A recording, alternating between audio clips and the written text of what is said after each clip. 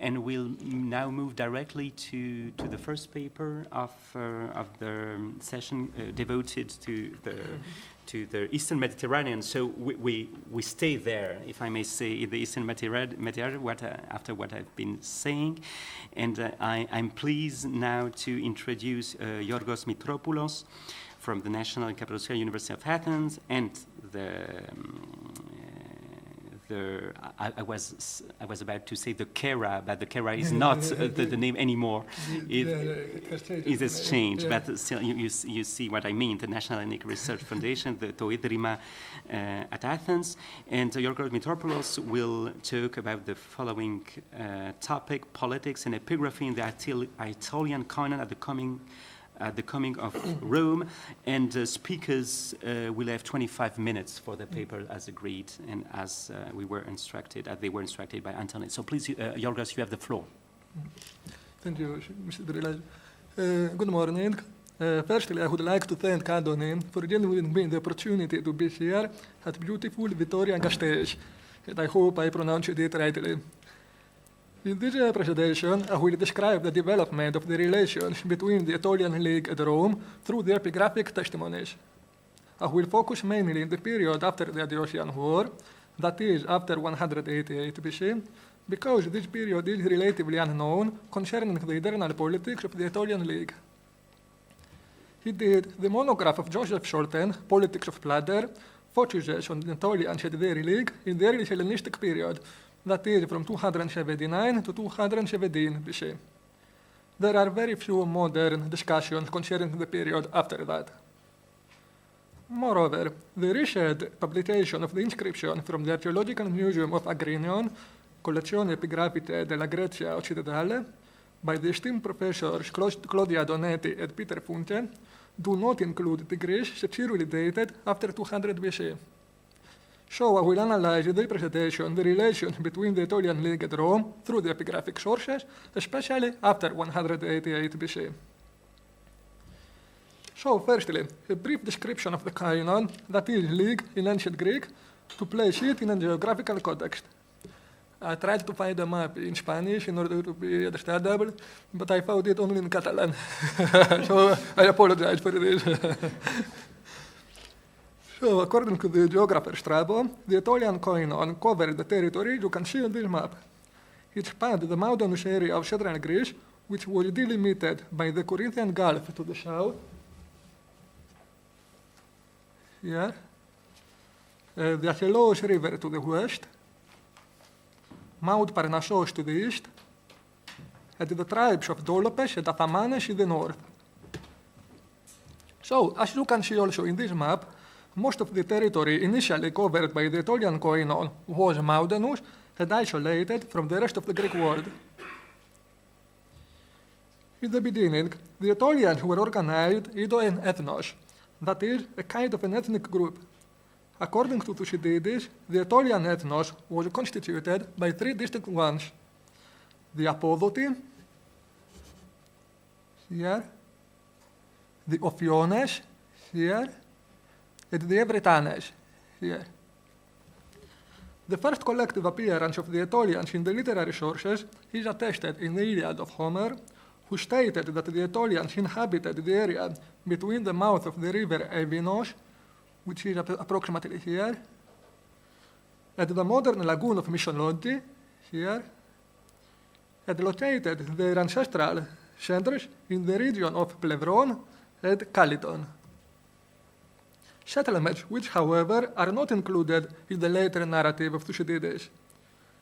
From the beginning of the 4th century BC, the ethnos of the Aetolians was steadily developed, and by the end of the same century, it was formed into a koinon with distinct institutions and magistracies.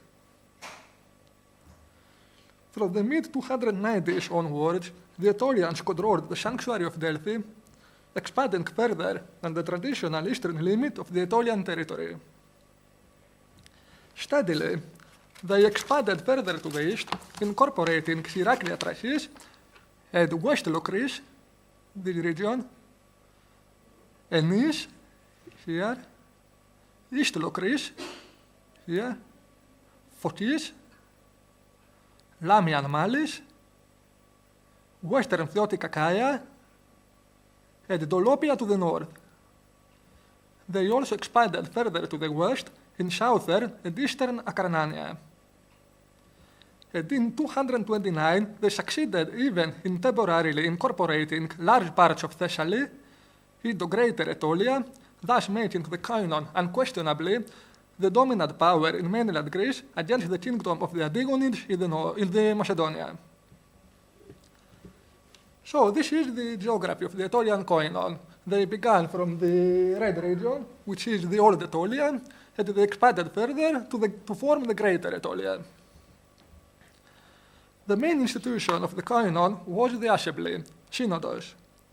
We know from Polybius that the synodos was met every autumn in the sanctuary of Thermon, here, and Polybius calls this meeting iton Thermikon synodos, the assembly of the Thermica. There is also an inscription referring to the Thermitis, that is, when the synodos at Thermon was held. In this assembly, the annual league officers were filled and important political decisions were made, for example, on peace and war. There was also a second assembly, the Panetolica, and also more assemblies could be convened when necessary. The Federal Council, Synedrion or Bulla, supervised the assembly and was responsible for the preparatory deliberations of the drafts for the assembly.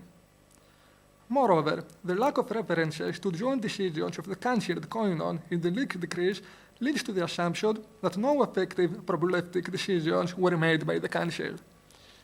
Instead, the decisions were taken by the Federal Assembly, to which all adult citizens participated and voted according to sets. Still, the Council was the second central institution of the Aetolian Koinon. It convened more regularly than the Assembly, and all member states of the Koinon were represented according to demographic and economic criteria. Still, with the expansion of the Koinon, the Council seems to have become more important for the League's administration and figures as a decision-making body from the end of the 3rd century BC onwards. The three highest magistrates of the Koinon were the general, Stratigos, the leader of the cavalry, Hipparchos, and the secretary, Grammatevs. We can deduce from the epigraphic and literary sources that there were no limitations in the election of an individual as Stratigos. Indeed, some persons were generals up to 5 times, as we know from the relevant lists of generals collected in the 9th volume of the Inscriptiones Graecae. The prominent families of the Koinon cities provided many politicians who took up the most significant offices and constituted the political elite of the League, and must have been often members of the Apokliti. This is a body that formed the core government of the Aetolian League in the words of Peter Funke. The Koinon was in the apogee of its territorial possessions in the 230s and 220s, and then again in the period from 196 to 189.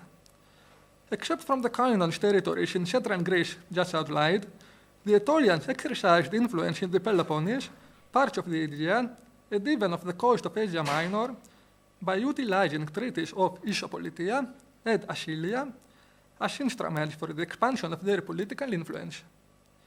One of its most important possessions was, of course, the sanctuary of Apollo in Delphi, which came under Aetolian control in the 3rd century BC after their victory over the invading Celts in 279 BC. This victory won great prestige for the Koinon, which proved to be effective and victorious over a terrifying opponent. So far, it is clear that the Koinon was characterized by its flexibility and adaptability that contributed to its cohesion and consolidation as an important power in the Hellenistic world. However, the arrival of a new player in the game, the Romans, changed the Aetolian politics radically. It is a pure historical irony that the Aetolian League was the first Greek state to ally with Rome against another one. A series of negotiations between Rome and the Aetolian started in 212, leading to the Treaty of Alliance in 211 BC. We have information on the Roman-Aetolian Treaty both from literary and epigraphic sources. More specifically, an inscription found in 1962, though fragmentary, records most of it. It is the inscription from Inscriptiones Grece, volume 9, number 241, dated 211 BC. The inscription is well studied, so I will not discuss it extensively. I will merely analyze here its main terms, because it is the first epigraphic text we have documenting a treaty between the Roman Respublica and the Greek Hellenistic state. It comes from Tyrion in Acarnania, and it is essentially an alliance between the two states, inviting other states to join them in the forthcoming war against the Antigonids. The two parties agreed on the division of conquests and the portable spoils. The Aetolians would control any city they conquered, and the Romans the movable booty. Any city taken by Rome would belong to the Aetolians. Any cities taken jointly by Rome and Aetolia would go to the Aetolians, with the movable booty being shared. Cities that came over voluntarily to Rome during Roman operations against them would probably become amids of Rome, but could join the Aetolian Koinon.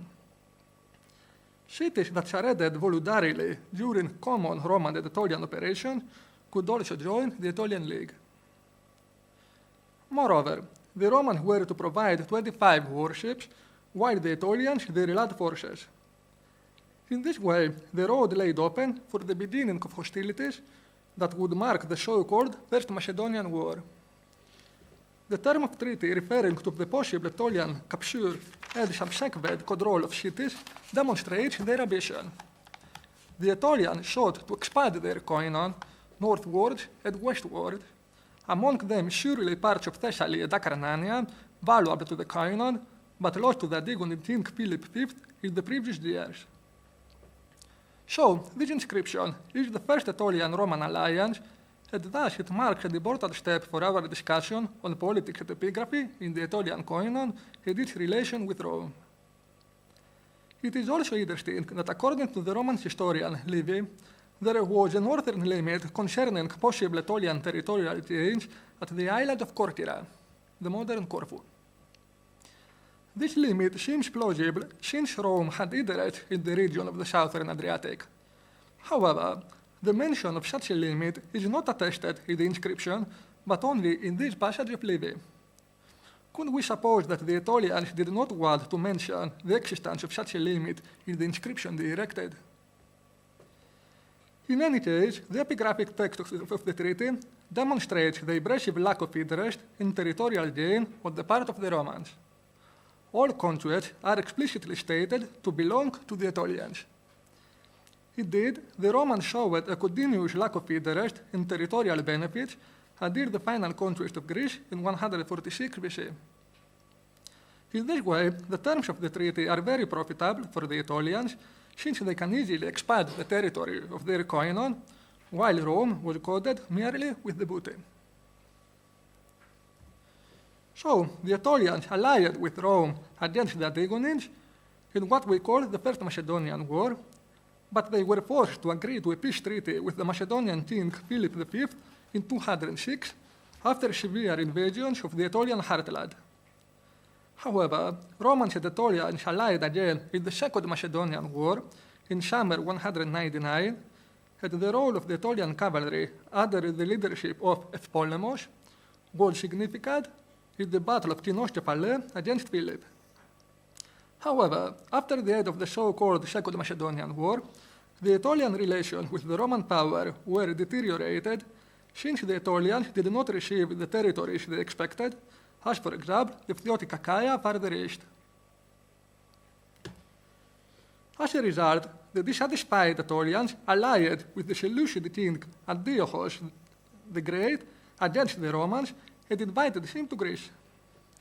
However, in the course of the Antiochian War, which lasted from 192 to 189, they were defeated by a large Roman army under the consul Fulvius Nobilior. The defeat and the harsh terms the Romans imposed brought about great changes in the Aetolian Koinon.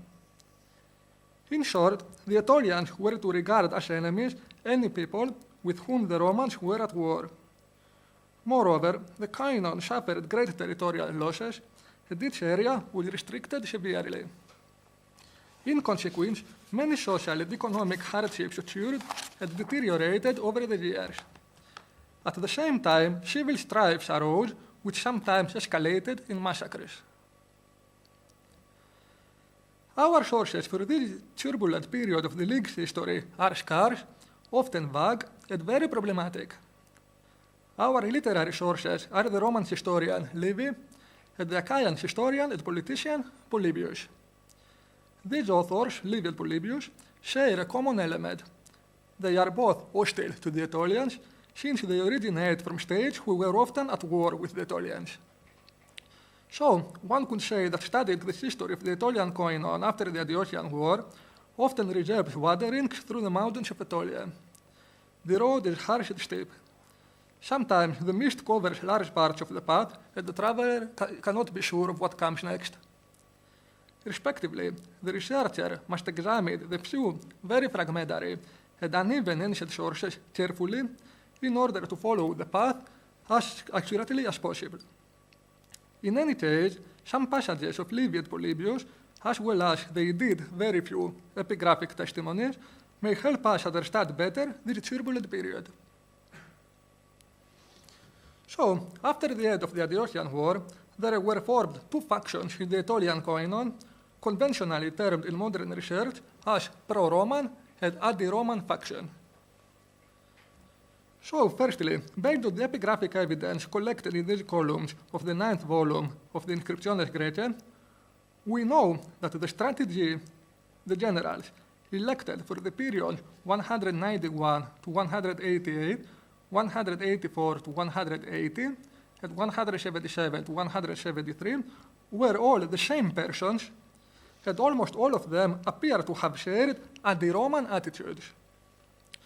More specifically, we see that Archedamos, Nikandros, Eupolemos, Proxenos, Thoas, and Pantaleon were the generals during this period. We may interpret the general successions as an indication that the politicians who agreed for a more aggressive stance against Rome prevailed in the political scene, perhaps as a reaction to the defeat in the Diocletian War and the harsh terms imposed on the Aetolians. After all, it was important for the city-states and the Koina to promote an image of power in the Hellenistic period. The appearance of a Koinon administered by experienced war leaders such as Thoas and Eupolemos would have aided in the promotion of an image of a still competent league. On the other hand, it cannot be proved that these men were elected because of their political attitudes, but such a conclusion is at least plausible. However, it would have been unwise to think that the Aetolian Koinon remained unaffected from the consequences of its losses. One of the gravest consequences from the defeat by the Romans was the loss of control of Delphi. Indeed, the Council of the Amphictyons was reorganized until the middle of the decade of 180. A catalogue of the year 178 demonstrates that the Aetolians still possessed 6 hieromnemones at the council, but now these officials represented smaller ethni. 2 out of the 6 represented the Ennianes, 2 the Locri, 1 the Dorians, and another one the city of Heraclea. However, a closer look discloses a seemingly strange contrast. No one of the 6 hieromnemones came from the region she was supposed to represent.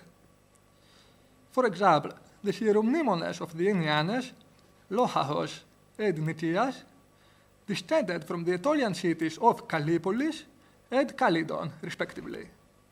You see here Ennianon, Lohahou Agita, Kallipolite, Nicia Alexandrou, Calydonia. So, the fact that the 6 hieromnemones derived from Aetolian cities must mean that the Aetolians sought increasingly to control their Koinon.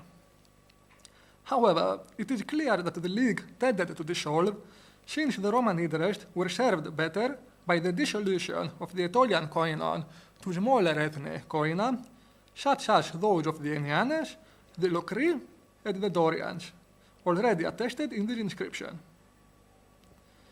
Indeed, about 10 years later, the Romans will achieve their aim and the Aetolian Koinon will disintegrate. As happened with many other Hellenistic states, the fate of the weakened and divided Aetolian Koinon was determined after the end of the Third Macedonian War at the Battle of Pydna in 168 BC. The victory of Aemilius Paulus over the Macedonian king Perseus brought about the prevalence of the pro-Roman party in the Aetolian League under the leadership of Lyciscus. However, the Romans sought to neutralize completely the Aetolians, who had proved to be insubordinate towards the Roman authority. Therefore, the Romans intervened and the Koinon was delimited in its initial ethnic heartland. Along the same lines, the Romans promoted the creation of smaller and independent koina in central Greece at the expense of the Aetolian Koinon, such as the Ennianes, here, the Dorians, here, the Iteans, here, and also les Locri, here. As you can understand, all these new state formations surrounded from the east the Aetolian League. So, they ensured its more complete control and prevented possible Aetolian actions against the Roman interests in Greece. Therefore, the succession of these koina, once parts of the Aetolian Koinon, should be interpreted as the consequence of a Roman realpolitik and the successful implementation of the divide and conquer concept, or probably in these days, conquer and divide. Moreover, many of the inhabitants of the newly formed koina must have felt that the Aetolian League had failed to manage effectively the socio-economic hardships that deteriorated after the end of the Antiochian War and prevented the bloody internal strife that occurred. In this way, an independent course away from the Aetolian Koinon must have been welcomed by a great part of the inhabitants, maybe even the majority. At around the same period following the Battle of Pydna, circa 165 BC, can be dated an inscription in which, as you can see from the first line of the epigraphic text, a certain Kassadros from Alexandria Troas was honored by many cities as well as by the separate koina of the Aetolians, το τινόν των Αιτωλών, Dorians, το τινόν των Δωριαίων, Ενιάνες, το τινόν των Ενιάνων, Ιτέans, το τινόν των Ιταίων, and also les Locri, το τινόν των Λοκρών των Ιείων. For example, the koinon of the Iteans honored these Kassadros with a golden gret. Therefore, this koina must have become independent shortly before 165 in order to organize the federal bodies necessary to decide the bestowal of honors to individuals. Indeed, some researchers have put forward the year 166 for the creation of this independent koina on the basis of an inscription in which a certain Lycon is identified as an ahonothetis of the Locri.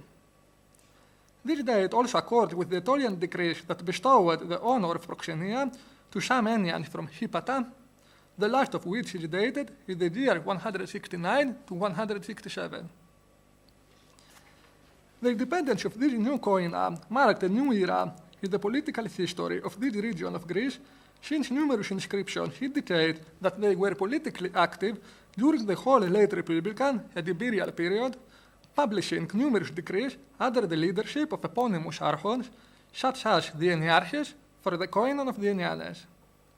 For example, in an inscription, we notice that this koinon of the Ennianes bestowed proxenia to some certain individuals.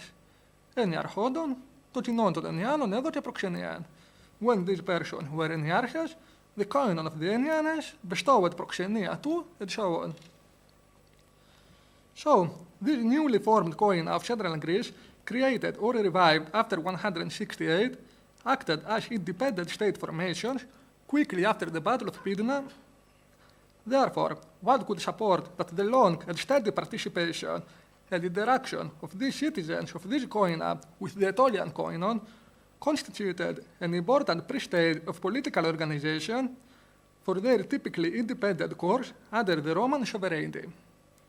Ironically, the people of this koina became independent in a period when Roman control was abolished over Greece, restricting significantly any action that could be opposing or interpreted as opposing Roman interest.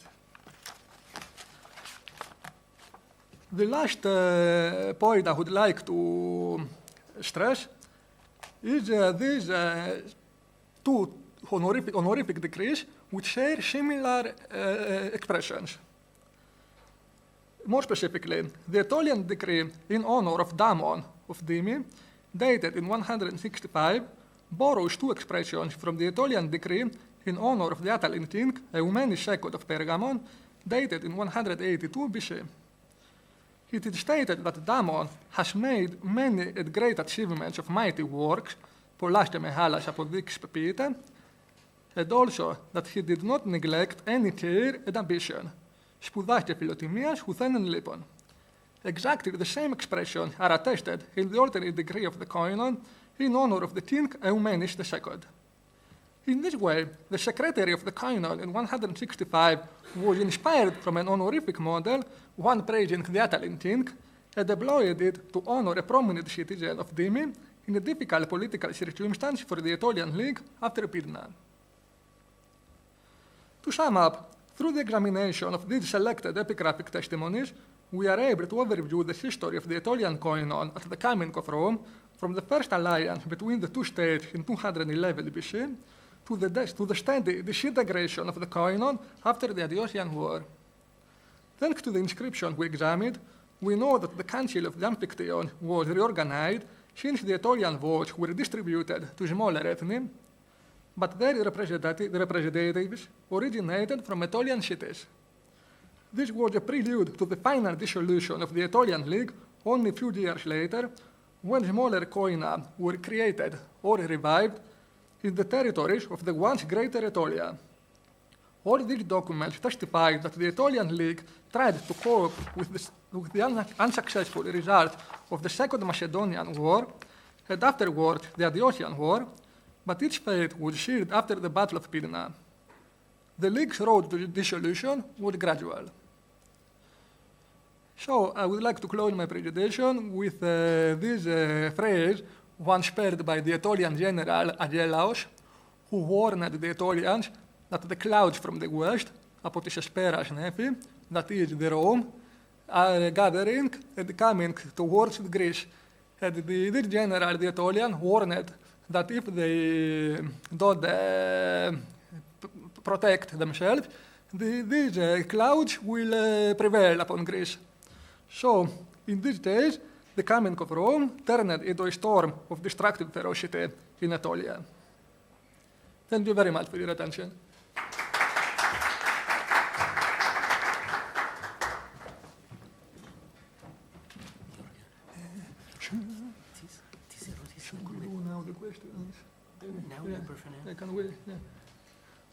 Okay, well, as an exception, Giorgos will take questions now, so I suggest we devote maybe 5 minutes to a couple of questions, and then we'll move to the next paper. So who would like to raise the first question?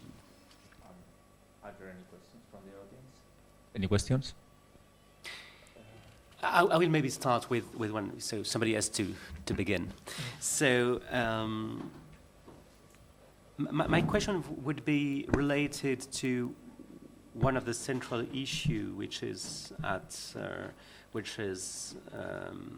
we are discussing in this conference, namely the use we can make of epigraphic evidence to reconstruct parts of institutional history.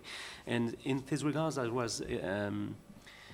was very interested by what you said about the reconstruction you were able to make of the representations of the Koinon at the Amphictyony, and in particular, how it works within the Koinon. So how the delegates were chosen among subgroups within the Aetolian koinon to represent the koinon at the Amphictyony. So it's maybe a too general question, but it has to do with the methodology. So I have in mind, of course, the work which has been done, which was done by Thomas Carsten and Denis Knöpfler for the Boeotian koinon, for instance. And, is it possible to make such an inquiry for the Aetolian Koinon? I mean, is the epigraphic evidence enough to reconstruct in detail the administrative geography of the Aetolian Koinon in the 2nd century BCE and the membership of the various parts and subgroups of the Koinon? Thank you. Well, the coinage after the Aetolian War is the traditional one that has the, I don't know the English word, the knee of the bear and the spear. These are the traditional symbols of the Aetolian Koinon. We see this coinage reproduced in our period, but the evidence in general is very fragmentary, but we cannot combine the coinage with the epigraphic evidence because they are very scarce.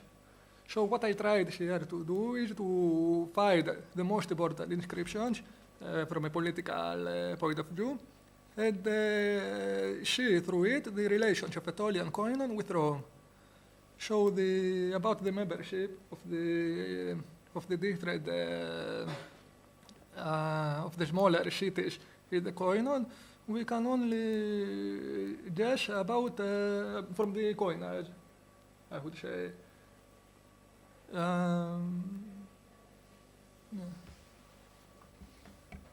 Thanks. Next question.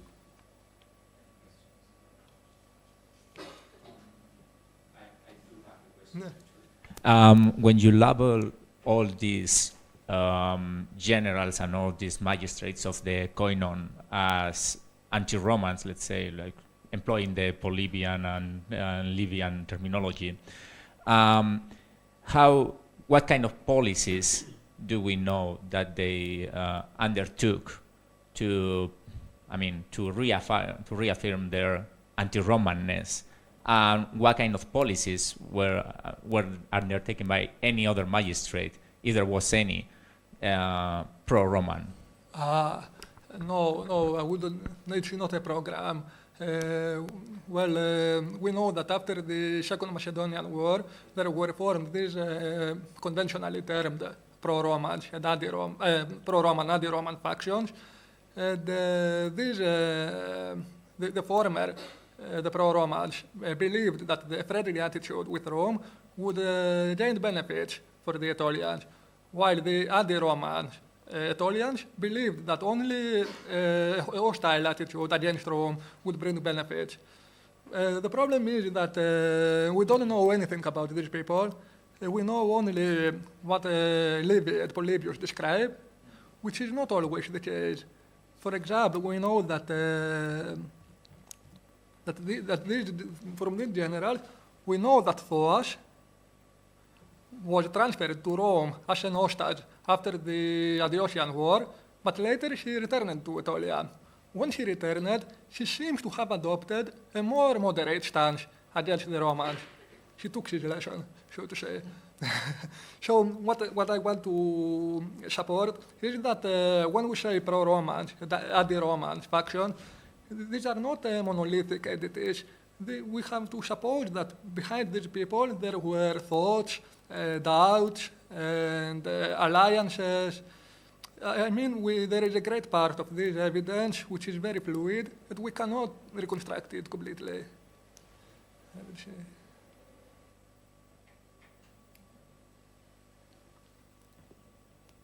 Yep, go ahead, Marcus.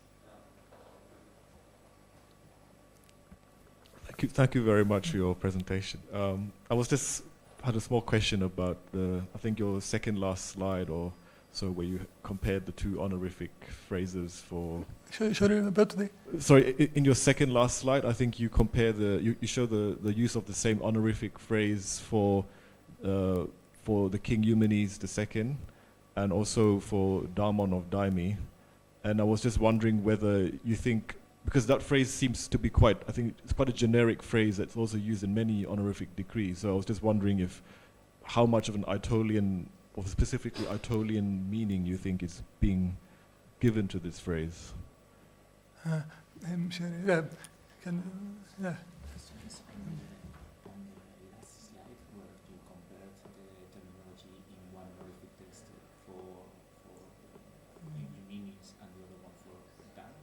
Whether that terminology was, whether we could say that terminology is specifically Aetolian or is something that you can't find. Okay. I'm sorry, I have a problem. Well, this is a very nice question. These are honorific degrees, of course, and we can see the term spilotimia and spoudas, we can see it in more honorific degrees. But what strikes me is that these terms are exactly the same. Even the series of the words is the same. Pollaste me halas apodixopite. And again, pollaste me halas apodixopite. There is no variation. I mean, of course, the honorific degrees are stereotypical. Very often, you can see the same terms over and over again. But in this case, even the series of the words is the same. This is what strikes me. It is like, I can imagine the secretary of the Koinon in 165 watching the description and copying it down.